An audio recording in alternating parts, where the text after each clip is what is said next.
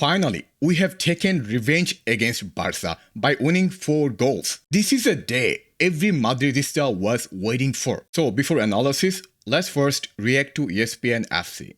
Beaten in the Spanish Super Cup, but maybe not as badly as Barcelona were beaten today, Ali. Embarrassing from Barcelona's perspective, the second half in particular, but you have to highlight how good the attacking players are for Real Madrid when they are at full speed and in transition. But in order for that to happen, you also need a team who's playing against you, who gets stretched and disorganized. And what has been so very surprising in this second half is the fact that Barcelona, a team that we have highlighted how good and how organized they have been in that defensive half, man, they got stretched. Yeah. They got destroyed. And worst of all, once they got embarrassed, there was no fight. In fact, there was more of an acceptance of the situation, a capitulation, if you will. Embarrassing from Barcelona's perspective, from Real Madrid's perspective, outstanding performance, particularly in the second half. Maybe. Absolutely. Very exciting for every Real Madrid fans and Real Madrid side. On the other hand, it's very frustrating and very annoying result for Barca. And Ale Moreno rightly pointed out that actually after conceding second goal, Barca literally gave up. Now you can point out, okay, that could be two sides. One side, Real Madrid was really great. The other story could be Barca was really poor. In my opinion, the more worse goes to Real Madrid was so great today. Like every plan Real Madrid utilized tactics-wise did work pretty well. For example, one of the main issues with Real Madrid is the dependency on Vinicius, only attacking through left side. But when you have Rodrigo on the right side, you can attack from both sides. So you have more balanced attacking. And as a result, Real Madrid succeeded today. Marca needs to give Mr. Benzema a 0 out of 10 more often, because I know we talked about it in the studio at the time as being pretty disrespectful to one of the best players on the planet. Okay, I have to pause here. When Marca gave Benzema 0 for the first leg, I think Benzema was really poor. But today, Benzema was the best. And I'm not suggesting that's the turnaround, but, you know, what a 10 days, whatever it's been for him. Back-to-back hat-tricks. Second half hat-trick in the Clásico. Another leading the line performance. But it's hard to argue against Ali's point that everything about Barcelona that's been good this season completely went away in 45 minutes of football. Shape, aggression, organisation, and Real Madrid just took them apart. But listen, turn around from them as well. That goal before half-time was huge. Yes. And then the Benzema on 50 just propelled him again. And then you just felt the confidence in that Real Madrid side in the second half. And Maka touched on it. It was, as Barcelona were trying to get back in the game, it just looked like Real Madrid were going to score again, because they were controlling the middle of the park, they were controlling the wide areas, and they looked like they were going to create something every time they went forward. So let's make it very concise. Barcelona played today the way exactly how Real Madrid to play. First half was 50-50. Both teams played almost equal. You can argue that. But the most important moment for Real Madrid was scoring goals just before second half. That was really needed. Once Real Madrid got the goal, they know that they can turn this match around. And in second half, it's all about one-sided train. Luis Garcia joins us as well. Luis, what was extraordinary by this? It was a complete and utter. Got it. It's gonna be a long day. You got it. Opposite of what we've seen from Barcelona throughout this whole season. They've been tight at the back. They haven't been particularly pretty at times, but it just all fell apart in such a dramatic fashion in that second half. Yeah, it's all busy. So many mistakes in just one place. And, well, Barcelona has received only 9 goals in the whole season and received today 4 because of what the guys are saying. They just, that late goal in the first half, I think that kind of changed the way of play. They changed the approach that they were going to do in the second half. Real Madrid realized that that it's a different animal. They smell blood, and they saw that Barcelona slowed it down from the first minute. The pressure wasn't as high as in the first 45 minutes, or at least in the first 30 minutes. The intensity was either there. They start trying to take the focus out from Vinicius Jr., start getting into fights. Lewandowski with Militao, Gavi and Araujo with Vinicius. So these kind of things kind of get out of focus of Barcelona players. And of course, the mistakes that once again we've been talking about the defense of Barcelona.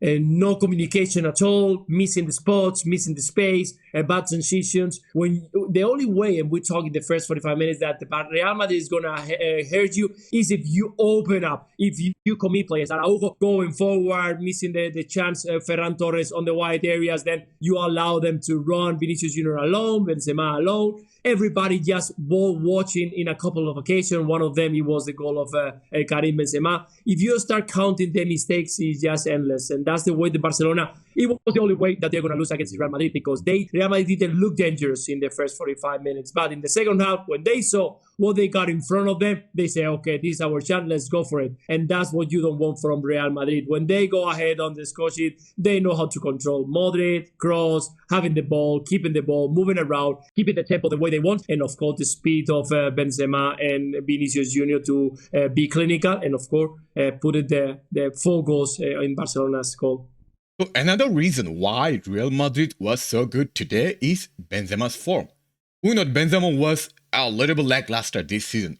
However, from last match against Valladolid and today, we call it like Ramadan Karim Benzema. This is different breed. Benzema during Ramadan plays in different level. I don't know how it's possible for a human, but that's how he does it. Last season, we were so successful because of him. This season, if we want to win the Champions League and Copa del Rey, is again dependent on him. Being said that, aside from Benzema, even the other players played really well, like Vinicius, Rodrigo, Modric, Valverde, Kroos, and so on. And please don't forget, Camavinga played as a left back, but he was one of the best players on the pitch. In his pocket, you can find Rafinha. The other thing was, and it looked simple, the pace in the pass from Modric. And I know this, that was a simple pass. If he plays it too hard to Benzema, he has to take a touch. Okay. But he plays it at such a pace, he can just come on and stroke it beautifully. I love. So today we have to discuss a little bit of Modric's role. Today, Fede and Kroos played double pivot kind of, and then Modric was playing free role in front of them. And that was a game changer, because when Modric has space, he's one player who can make different passes, who can make something different than any other players. As a result, the transition from Real Madrid was sublime. And then late on, Benzema seals his hat-trick. How good was the assist from Vinicius Jr.? Well, I actually thought Vinicius Jr. I didn't realise until we showed the highlight there that he did the double tap. And he meant that. Of course he did. Yeah. Well, for most of us, we'd be falling over the ball there. But he did mean that. But when it happened at real time, I was like, he's taken that too far. Right. He's taken it. How's he going to find Benzema? And I was like scratching my head a little bit, going, how's he played this pass? And it was only when the highlight came, I saw the double tap, which is quite audacious, and it tells you that his confidence levels are quite high. Yes. Because most people won't even try that. Yeah. And then, of course, from there on, it was a one-on-one. Ter Stegen had no chance, and Benzema taps it in. Have we got the 4th goal, Russ?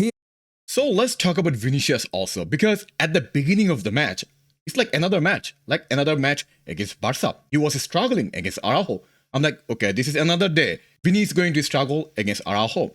But over time, when the match goes on, Vini got the better of Araujo. He got the confidence. And you saw like a couple of times, he smoked Araujo totally, like a schoolboy.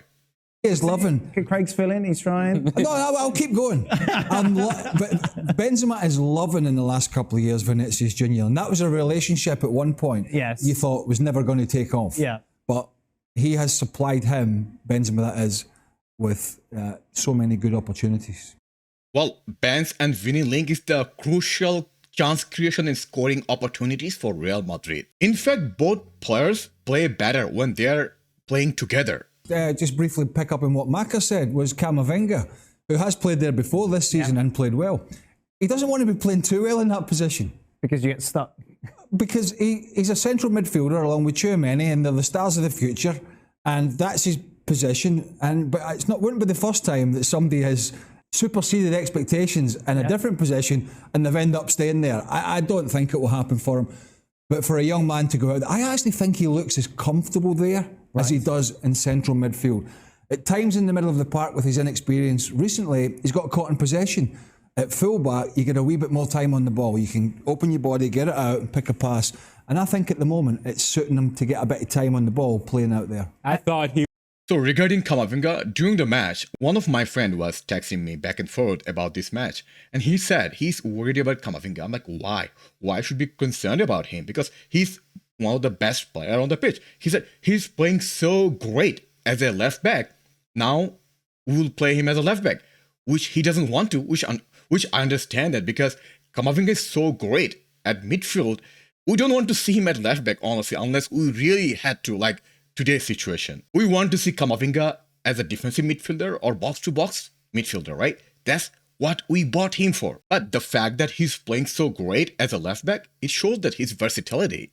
It was going to be actually, in all honesty, a weak point in that back line today. And I thought that that's a matchup that Rafinha would have liked. Rafinha, who had been playing pretty well coming into this game. I think Rafinha at times makes it easier for people to defend him because it's almost as if he waits for the defender. He's already gotten in behind and then he cuts back to the left foot, waits for the defender, tries to set him up, and now I'm going to take it to the outside again. Well, hold on a second. You were already behind him. Why wait? Why bring him back into the picture? Not only does he bring Camavinga back, but also the supporting center back, in this case, David Alaba, or whoever may be helping from the midfield, in the case of Toni Kroos. You had a 1v1. In fact, it was a 1v0 to begin with. You had a 1v1 with Camavinga, waiting long enough for that particular play to become a 1v2, and now you end up losing the ball. And that happened time and time and time again. Really good performance from Camavinga, but whoever was playing on the right-hand side, because it didn't matter whether it was Rafinha or Ferran Torres, largely ineffective. To be fair, there's only one moment at the beginning of the match Kama struggled against Rafinha. That's all. After that moment, Kama got the better of Rafinha. Let's get some reaction now, shall we? As Gemma caught up with Xavi after the game. Yes, with Coach Xavi Hernandez. After a pretty good help from your team, then that goal in injury time, how do you explain what happened in the second half? Well, I think we played really well in the first half, and we concede just one transition, one counter-attack, and when you don't kill the Real Madrid kill you. So this is the game today. Well, I don't know what he's talking. I mean, first half was not like one-sided, like Barca was creating so many chances and Real Madrid was really ineffective. That's not the case. It was almost on par. Both team plays almost same level. Like Vinicius missed one sitter, right? They reach goals in their opportunities. We didn't score at least one goal. I think we deserve much more in the first half. In the second half, we don't dominate the game. They were better than us, and this is football. Just to congratulate Real Madrid because they play really well in the second half.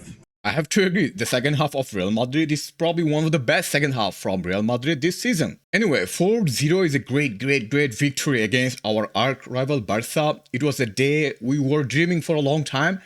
Only thing, you might say I'm being a little bit greedy, but this match, we could score actually 7 goals. For example, Rodrigo could have scored 1 goal, Vini could score 1 goal, and Benz could score 1 goal. So it would be 7. If it would be 7 goals, we could play a meme like 7 up and so on. If we would score 7 goals, that would be insane. Anyway, let me know your thoughts about this game today.